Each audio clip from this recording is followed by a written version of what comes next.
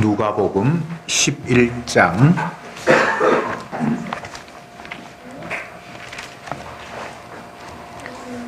45절부터 마지막 절까지 보겠습니다.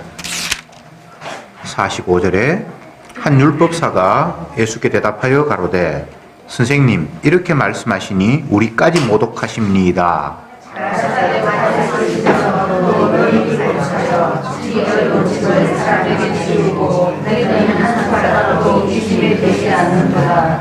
화 있을진저 너희는 선지자들의 무덤을 쌓는도다.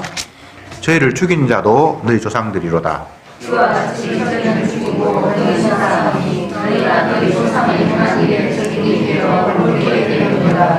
이러므로 하나님의 지혜가 일렀으되 내가 선지자와 사도들을 저희에게 보내리니 그 중에 더러는 죽이며 또 핍박하리라 하였으니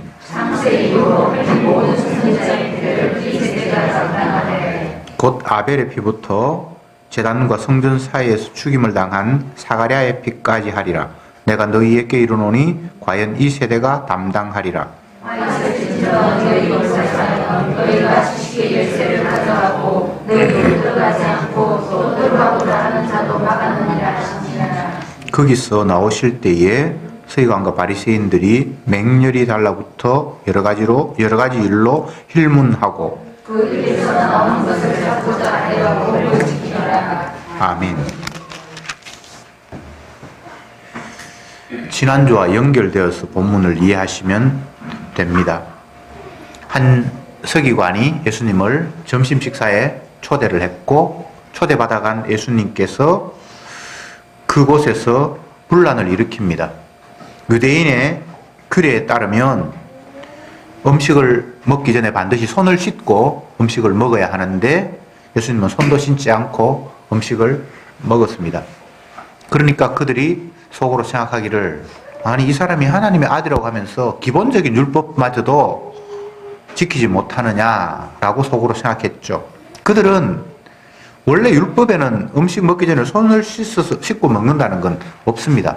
다만 그들의 생각에 손 씻지 않고 먹으면 더러운 것이 몸속으로 들어가면 우리 몸 자체가 죄로 오염된다라는 그런 나름대로의 자기 판단을 가지고 어느 날부턴가 손 씻고 먹지 않으면 안 되는 것처럼 그렇게 전통적으로 습관화되어 있던 그 풍습을 예수님이 고의적으로 손을 씻지 않고 먹임으로 음식을 잡수므로 말미암아 그들의 마음에 분란을 일으켰고 그 상황에서 예수님이 야 이 더러운 놈들아 바깥에서 들어가는 것이 너희들 더럽게 하는 것이 아니라 이미 너희 속에 더러움으로 가득 차 있다. 이 외식하는 사람들아 라고 공격을 했습니다. 그것뿐만 아니라 11조를 한다고 하면서 11조의 정신은 다 잊어버리고 채소의 근처의 11조, 박하와 해양의 11조 이런 것까지 다 계산하면서 정말 11조의 의미는 제대로 파악하지 못한다.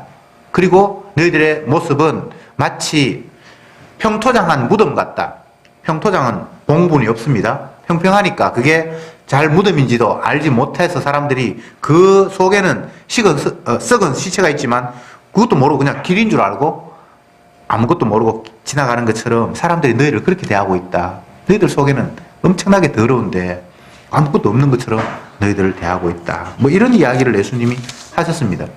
그 이야기를 듣고 있던 율법사가 주님, 선생님 그렇게 말씀하시면 우리까지 도매금으로 다 모독하는 것이 되는데요 라고 오늘 시비가 붙었습니다.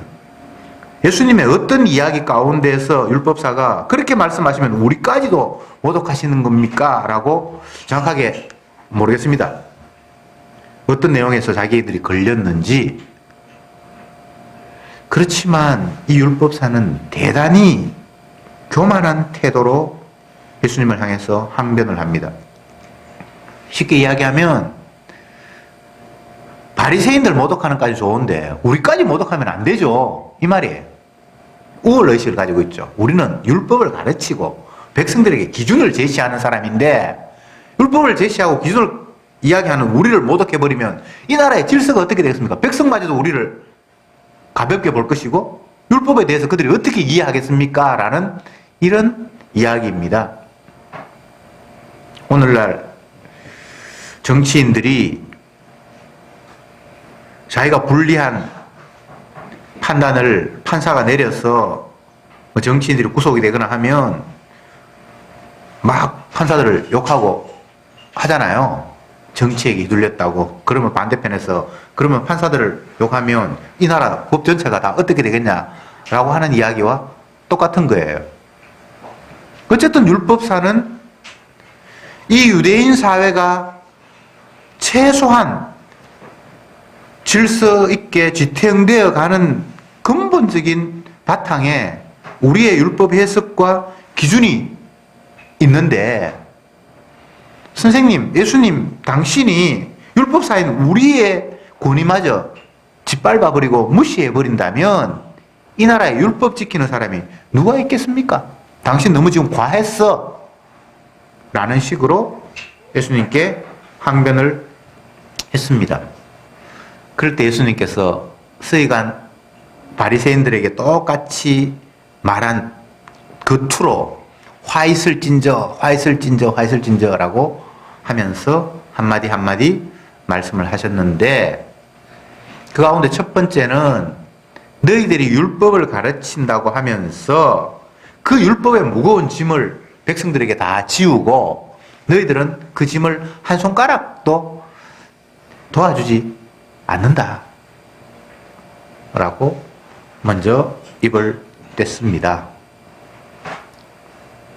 율법이라는 것이 사람들에게 짐이 되면 안 되는 건데, 유대인들의 율법사, 율법 선생, 율법 지도자들은 그 하나님이 주신 율법을 백성들에게 짐으로 안겨주는 그런 해석을 했고 그런 명령들을 내렸다는 거죠.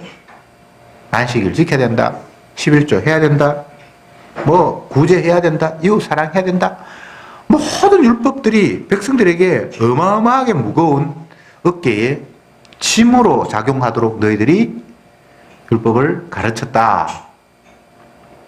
그러면 본인 스스로도 그게 참이라고 생각해서 백성들에게 짐을 지었다면 너도 똑같이 짐을 져야 되는데 너희들은 한 손가락도 그 짐을 지지 않았다는 겁니다. 얼마나 이중적입니까? 율법을 지켜야만 하나님의 뜻에 순종하는 것이고 이렇게 해야만 내가 천국 갈 수 있다라고 진짜 율법 앞에 자기가 그렇게 깨달았다라면 백성들에게 그렇게 말할 뿐만 아니라 본인도 그 짐을 져야 맞잖아요. 근데 예수님 판단에는 네가 백성들에게 율법을 짐을 안겨주고는 너는 한 손가락도 그 짐 안 진다, 이런 이야기를 했어요.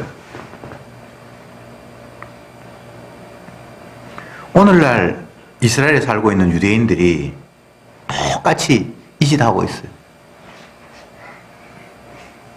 안식일을 지킨다고.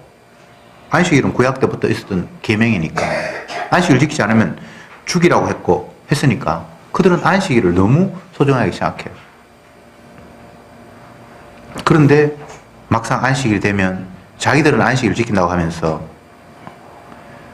그 이스라엘에 여행 온 수많은 사람들은 안식일 안 지키도록 환경을 다 만들어 놓았어요. 미 목사님 이스라엘 갔다 와서 뭐 이런 이야기를 하셨는데 그 가운데 정말 우스운 이야기가, 안식일 날 노동하면 안 된다 그러니까 호텔에 있는 엘리베이터도 이거를 자기들이 안 누르는데요. 이걸 누르면 안식일 날 노동하는 게 되니까 그렇게 해서 자동으로 세팅을 해서 층층마다 다 쓰도록 미리 그 전날 다 만들어 놓은 거예요. 그럼 알아서 탁탁 쓰도록. 그런데 처음에 문을 열고 마지막에 닫을 때는 이걸 눌러야 되잖아요. 근데 그들은 안식일 날 이걸 노동을 하면 안 되니까 안식일을 안 지켜도 되는, 안식일을 안 지키면 지 마음대로 살아가는 이방인들이 그걸 누르면 자기들 그때 싹 탄답니다. 정말 웃기는 이야기죠, 그죠? 정말 자기들이 안식일을 지켜야 한다면 안식일 날 노동하면 안 되고 장사하면 안 되면 일요일 날 호텔 문 닫아야죠. 아닙니까? 일요일 날은 우리는 관광객 안 받습니다. 우리는 안식해야 됩니다라고 문을 닫아야 맞잖아요. 근데 돈은 돈대로 벌고 우리는 안식을 안 어기니까 너희들이 안식을 어길 때 우리 끼어서 그냥 엘리베이터 타고도 올라가고 그 짓을 하고 있는 거예요. 오늘 율법사에 이 본문에 나타나는 사람들하고 똑같은 거예요. 진짜 지키려면 제대로 지키든지 지켜야 한다고 이야기하면서 거짓말하고 있는 거잖아요. 율법사가 마찬가지예요. 율법을 지켜야 하면 복을 받습니다. 이렇게 하면 하늘나라 갑니다라고 자기들이 가르치면서 백성들에게 온갖 이거 지켜야 돼 저거 지켜야 되라고 이야기하니까 백성들은 그 짐에 찌눌려서 너무나 고통스럽게 살아가는데 자기들은 한 손가락도 그 짐을 지지 않는데요. 이게 사탄에 짓눌려 있는 인간들의 실상입니다. 복음 이야기하고 진리 이야기하고 말씀 지켜야 한다고 이야기하는 사람들을 보면 남들한테는 지켜야 한다고 이야기하는데 본인은 정작 안 지켜요. 복음을 이야기하면 그건 다 엉터리 해석이야. 당신처럼 그렇게 이야기하면 그러면 우리가 할 일이 뭐가 있는데 우리는 아무것도 지키지 않고 주님이 대신 지켜서 우리가 죄사함 받는다라면 그럼 우리는 놀아도 되겠네? 라고 공격을 하면서 그 말은 율법 지켜야 한다는 거잖아요. 근데 그 말하는 사람들, 율법 지키는 사람들은 없어요. 지 마음대로 살아요.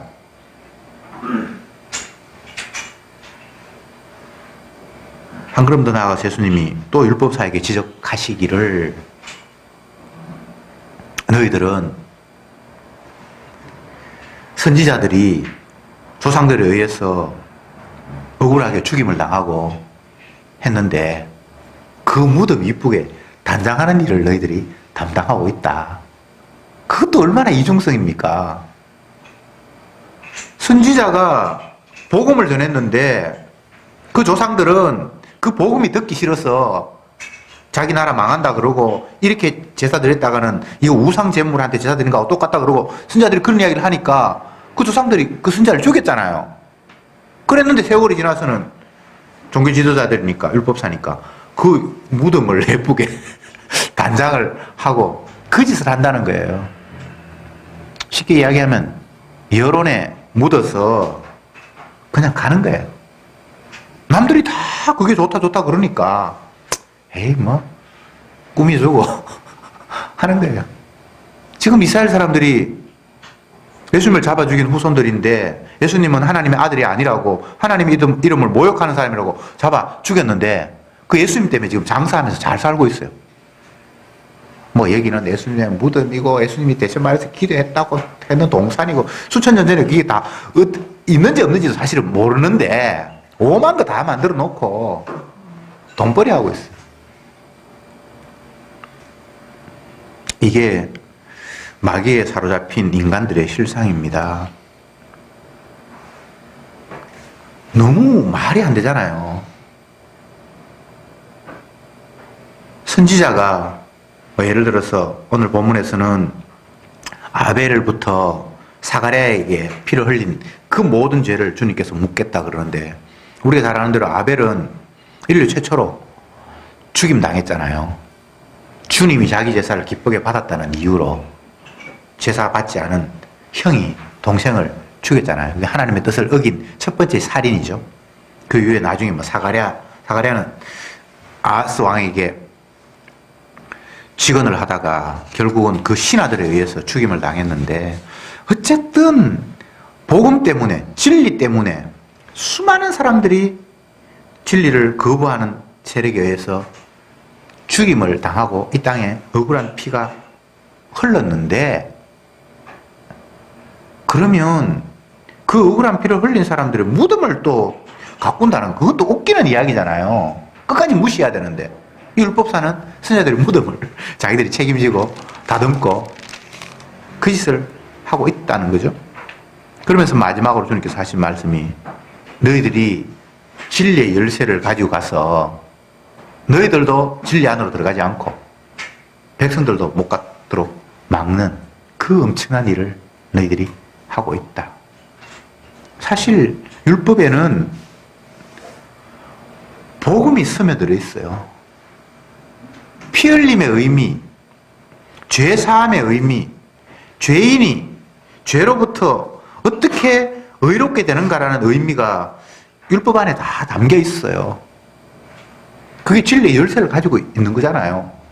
근데 본인도 열고 그 안에로 안 들어가지만 들어가려고 하는 사람 문을 다 막고 있다고 주님이 말씀을 하시는 겁니다. 참 무서운 이야기죠. 지 혼자 지옥 가면 되는데 다른 사람도 다 떼거리로 지옥 가게 만드는 일을 하고 있다는 거예요. 율법 해석한다 그러고 율법 가르친다 그러고 하나님의 말씀을 대언한다 그러고 하는 사람들이 오히려 진리를 가로막고 있다.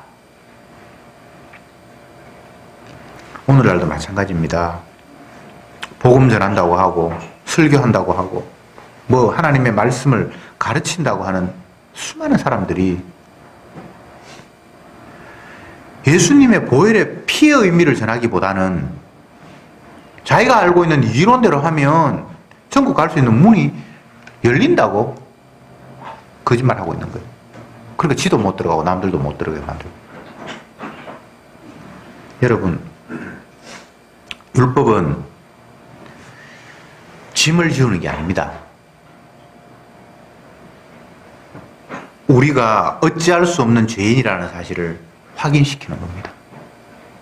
그래서 율법 외에 한 의, 예수님이 대신 지키심으로 말미암아 우리가 그 공로로 의롭다함을 얻는다는 이야기를 성경이 하고 있습니다.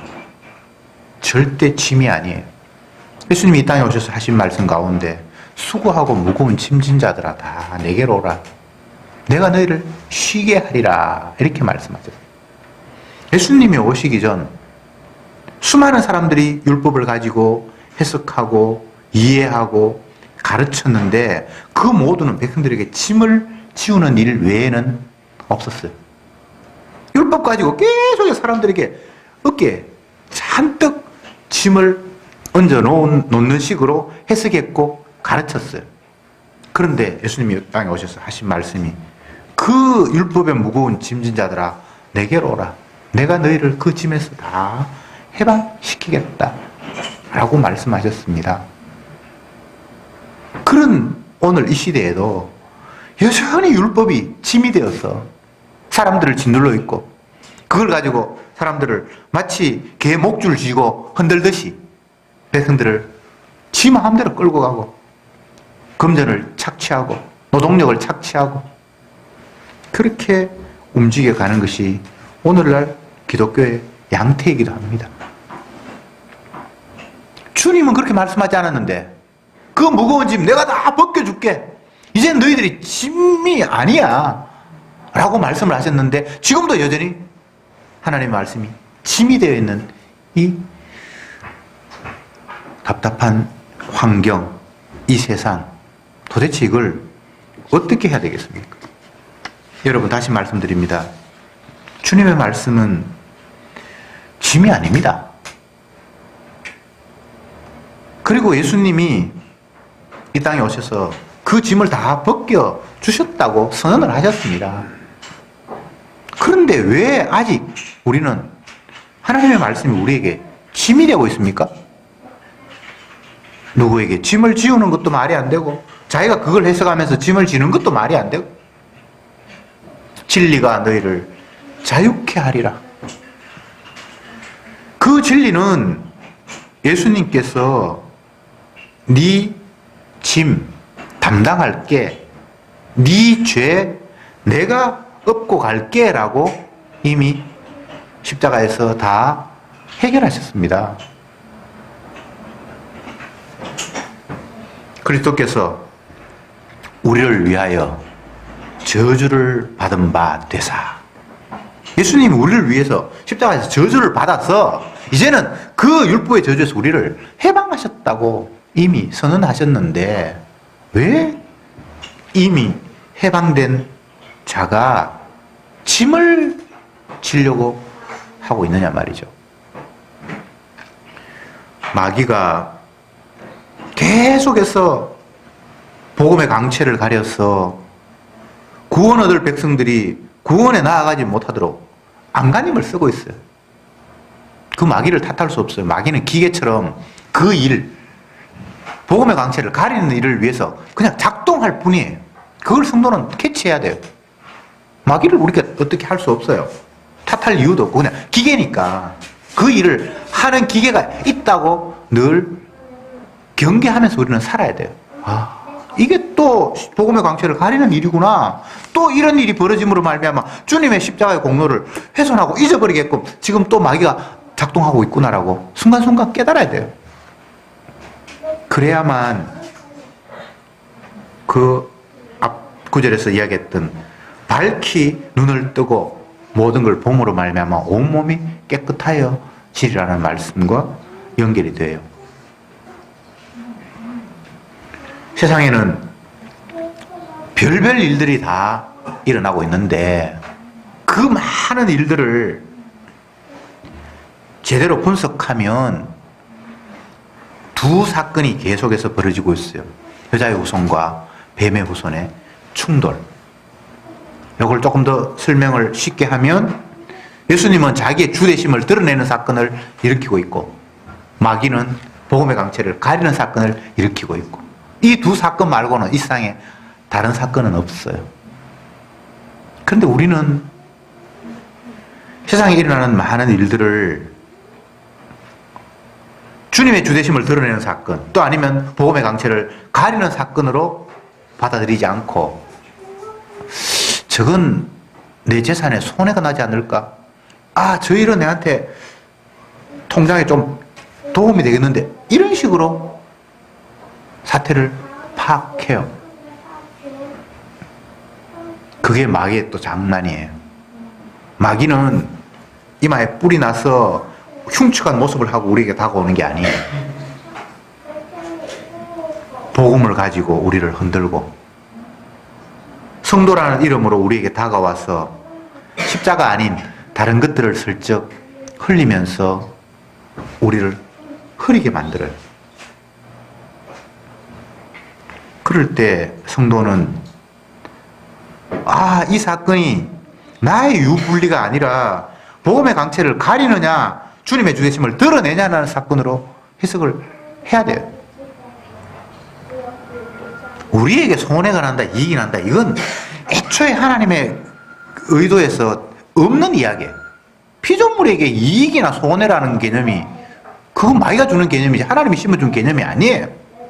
피조물이 행복하냐 불행하냐 이런 개념은 성경에 없어요. 주님이 하시는 일을 위해서 이렇게 만들어진 사람, 저렇게 만들어진 사람, 주님의 뜻을 위해서 주님의 주되심을 드러내기 위해서 올 때가 있고 웃을 때가 있고 만날 때가 있고 헤어질 때가 있을 뿐이지 내 기쁨을 위해서 하나님께서 이런 일을 하고 저런 일을 하고 하시는 게 애초에 그건 성경에 없는 일이에요. 창조주는 피조물을 위해서 일하는 게 아니에요.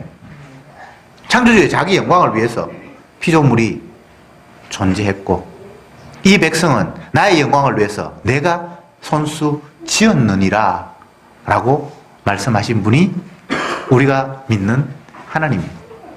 그 외에 다른 하나님은 마귀가 심어준 상상의 우상이에요. 언약이 없는 것을 성경에서는 우상이라고 하고 그 우상이 인간들에게는 하나님이에요.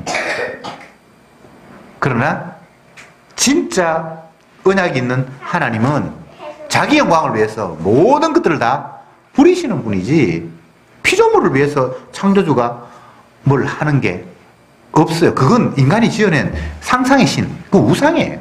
그 언약의 하나님은 그런 하나님이 아니에요. 나는 내 영광을 위해서 누구를 지었고 누구를 사랑했고 누구를 미워했고 나는 은혜 줄 자에게 은혜 주고 긍휼을 여길 자는 긍휼을 여기고 그건 창조주 하나님의 자기 영광을 위해서 하시는 일이에요.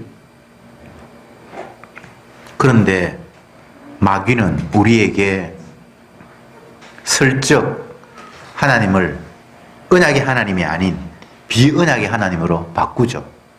하나님이 너희를 만드셨는데 그 만드신 분이 너희를 파괴하겠냐.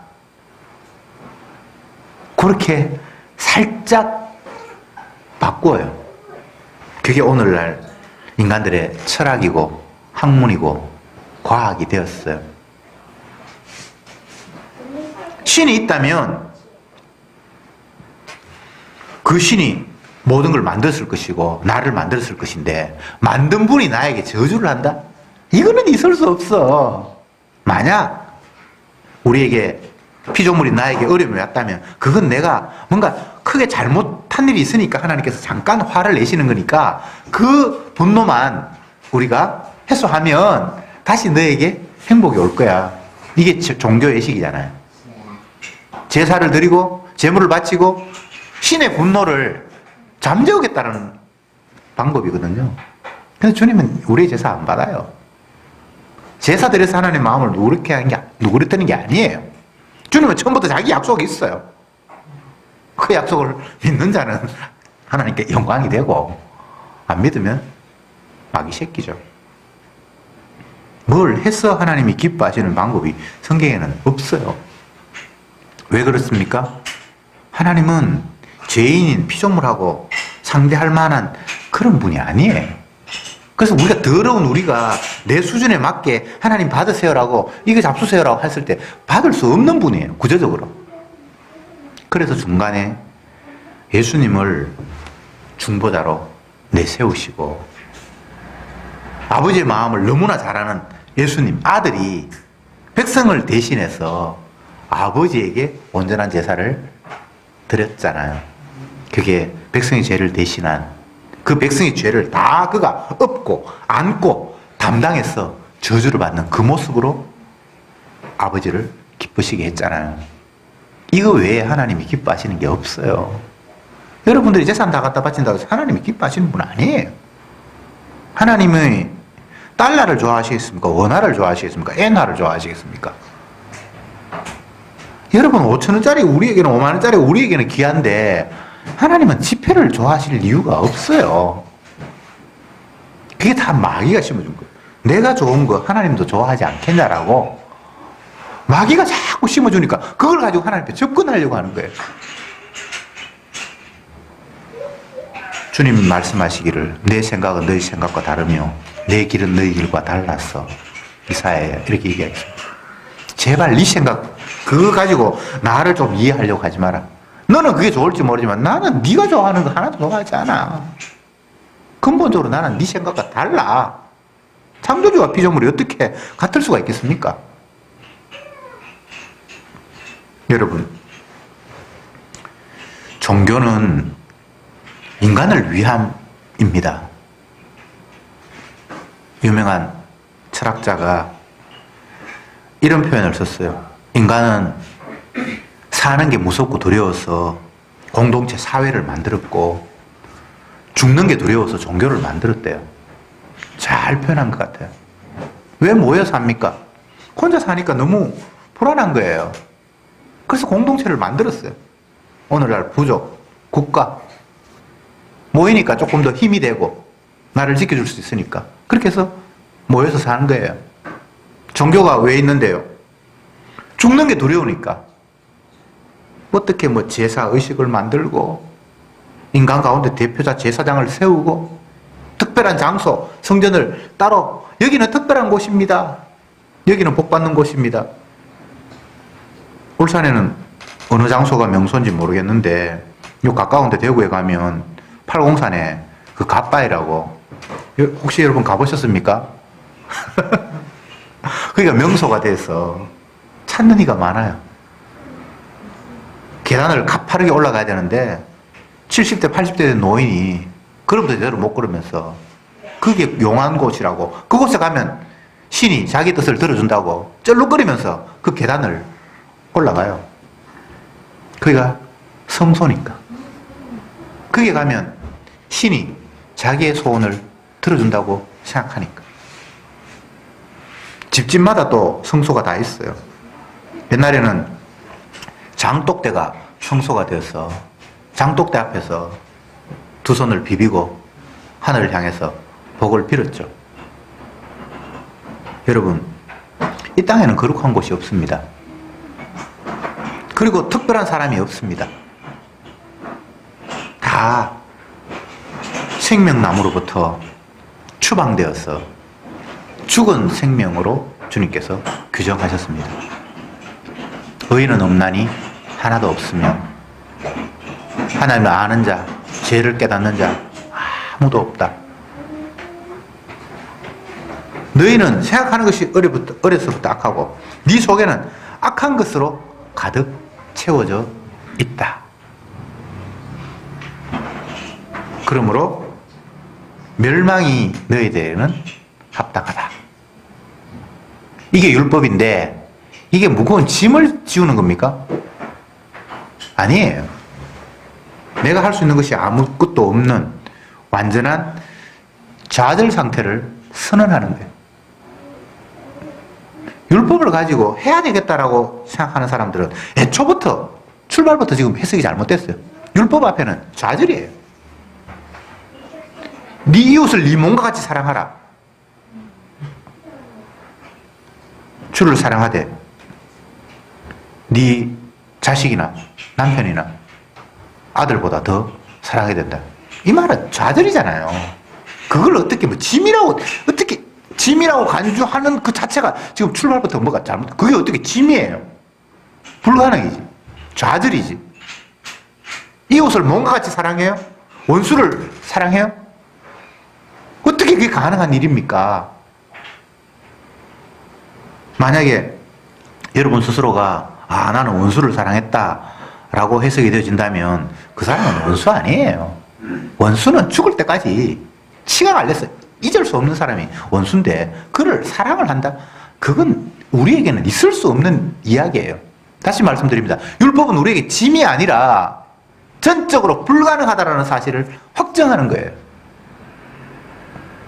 짐 아니에요. 할 수 있다고 생각하니까 그거 짐이라고 생각하잖아요. 할 수 없는 거예요. 애초부터 안 되는 이야기를 우리에게 주님이 하셨어요. 그 안 되는 이야기를 왜 하는데? 이렇게 반론을 하죠. 안 되는 이야기를 하신 이유는 우리가 그렇게 완악한 죄인이라는 거예요. 원래는 그게 안 되는 이야기가 아니에요. 맨 처음 하나님이 인간을 만들었을 때는. 근데 죄로 말미암아 이제는 하나님 말씀이 우리에게 불가능함으로 이런 관계가 되었다는 거예요. 현실이. 그게 율법이에요. 그래서 주님은 그런 관계라는 사실을 1차적으로 우리에게 확정하신 후에 내가 내 백성을 위해서 대신 저주를 받을게 라고 나오신 거예요. 그리스도께서 우리를 위하여 저주를 받은 바 되사 율법의 저주에서 우리를 해방하셨으니 이 이야기를 위해서 율법이 1차적으로 투입이 됐단 말입니다. 그런데 지금 율법사는 나름대로 율법을 안식일을 지키는 일은 이렇게 해야 되고 엘리베이터 올라갈 때 그거는 노동이니까 올라가면 안 되고 다른 사람이 할 때 살짝 타는 거는 괜찮고 나름대로 율법사는 자기 멋대로 율법을 지 이익대로 다 해석한 거예요. 그러면서도 수준 낮은 사람들은 또 나름대로 율법을 지키려고 애쓰는데 자기들은 수준이 훨씬 더 높으니까 다른 식으로 해석하면 자기들은 여유 있게 즐겨요. 그런데 백성들은 그게 맞다고 그 말에 존경하면서 따라가는 희한한 꼴이 벌어지고 있는 거예요. 집단 자살이죠. 그러면 이런 생각을 또 할 수 있습니다. 아이고, 율법사들이야 그렇게 가르치든 말든 우리는 그거 따르지 말고 나는 율법 제대로 한번 해석해보자. 그건 안 되는 이야기예요. 죄 아래 가두었어요. 마귀에게 완전히 장악이 되었어요. 그 마귀는 우리보다 훨씬 힘이 강해서 자기의 권력으로 우리를 가두어 놨어요. 강도의 집에 묶여있는 존재가 이 땅에 있는 모든 인간들이에요. 그래서 우리가 율법을 제대로 깨닫는다든지 율법사의 해석을 팽개쳐버리고 나는 제대로 해석하겠다든지 이런 발상 자체도 이건 있을 수 없는 이야기예요. 주님이 이런 이야기를 하신 것은 너희들에게는 죽었다 깨나도 스스로에게 가능성은 없다라는 사실을 우리에게 일러주시는 거예요. 그러니까 우리는 뭘 할 수가 없어요. 해도 그건 저주에서 해방될 수 있는 방법이 아니에요.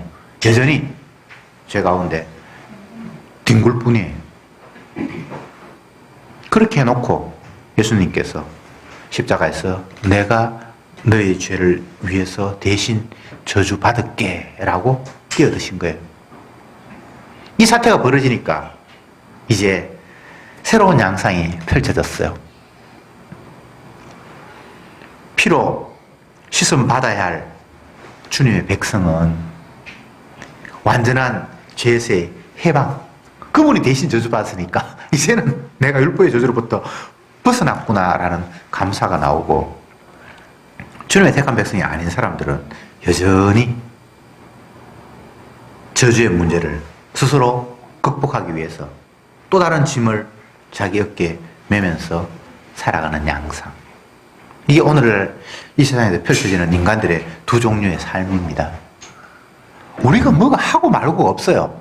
그냥 믿는 사람과 못 믿는 사람밖에 없어요. 그러면 믿으면 뭘 해야 되잖아요. 성경에는 뭘 한다라는 이야기를 우리에게 한 적이 없어요. 주님이 하셨어. 한 사람은 이런 상태가 됐고 아직은 여전히 이런 상태가 되어 있다라고 이야기하는 것 뿐이에요.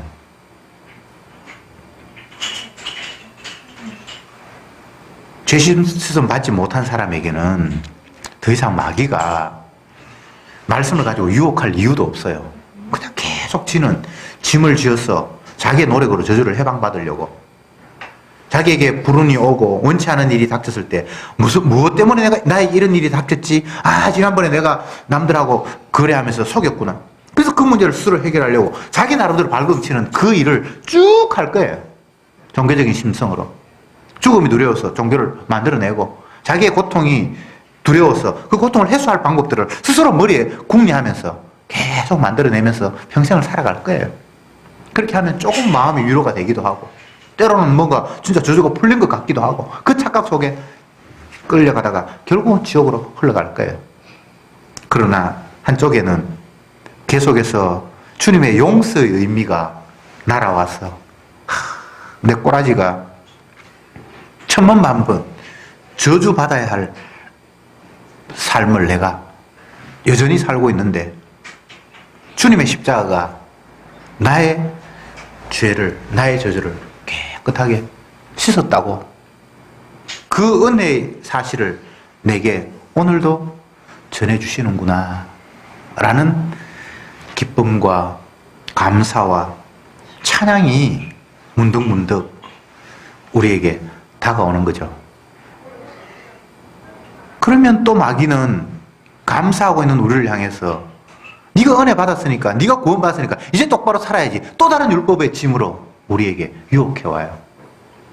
마귀가 틀림없이 그렇게 해요. 그건 기계라고 했잖아요. 그냥 작동해요. 끝없이 보험의 강체를 가려고.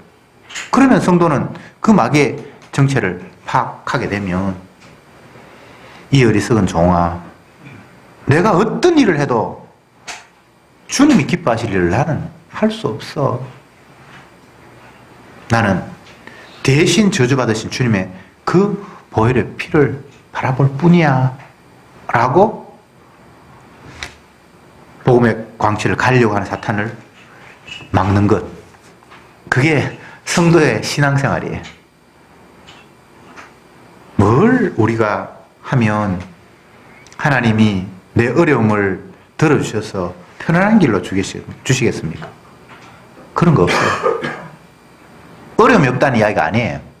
죄인은 평생을 이 땅에서 이마에 땀이 흘러야 되고 해산하는 수고를 겪어야 살아가고, 땅은 점점 더 안 좋아서 가시와 엉겅퀴를 갈수록 내게 돼 있어요. 아무리 좋은 땅도 10년 갈고 20년 갈면 점점 더 황폐하게 돼 있어요. 인간이 살아가는데 뭐 지구의 오염을 막고 어쩌고 하는데 세월이 지나면 지날수록 점점 더 오염이 되도록 그렇게 처음부터 하나님께서 그렇게 말씀하셨어요. 좋아지는 건 없어요. 태어나는 순간, 태어난 때부터 죽는 순간까지 점점 더 죽음에 한 걸음 한 걸음 가까이 가는 거지 역수는 없어요. 아무리 갈고 다듬고 헬스 뭐 운동하고 체조해도 점점 더 죽음에서 한 걸음 한 걸음 조금씩 다가가지 멀어지는 방법은 없어요. 세월의 흐름은 그런 거예요. 그게 성경의 이야기예요. 가시와 엉겅퀴가 계속해서 자라고 점점 더 척박해져 가요. 그걸 극복한다고요? 그건 하나님 말씀을 거스르는 거예요. 현실 그대로를 그냥 읽으면서 아멘 할 뿐이에요. 아, 주님께서 이렇게 말씀하셨지. 그래. 한 번 죽는 것은 하나님이 정하신 바니까. 이건 당연한 거지. 그러나 죽음 이후에 하나님의 심판이 있다고 말씀하셨지. 그 심판의 기준은 네 행동 얼마나 잘했니? 라고 묻는 것이 아니라 너 내 피로 씻음 받았니? 라고 물으시지. 이게 주님께서 우리에게 주신 기쁜 소식입니다. 기도합시다. 주님, 감사합니다. 오늘 이 시간도 말씀을 펼쳐놓고 율법사가 하나님의 말씀을 해석하는 이 말도 안 되는 해석 앞에 주여, 율법이 짐이 아니라 우리를 불가능한 자라고 확정 지으시고, 그래서 율법 아닌 율법 외에 한 의, 예수님이 십자가에서 우리의 저주를 대신 받으심으로 용서가 벌어지는 놀라운 사태를 우리에게 일러주셨사오니 참으로 감사할 뿐입니다. 용서받았는데, 저주로부터 해방되었는데 아직도 마귀는 우리에게 율법의 짐으로 이것 해라 저것 해라 유혹하며 복음의 광채를 가립니다. 주여, 순간순간 십자가가 우리를 모든 죄에서 깨끗게 했다는 그 사실 앞에 날마다 저들이 아멘 하며 따라가는 삶을 살게 해 주옵소서. 예수님의 이름으로 기도드리옵나이다. 아멘.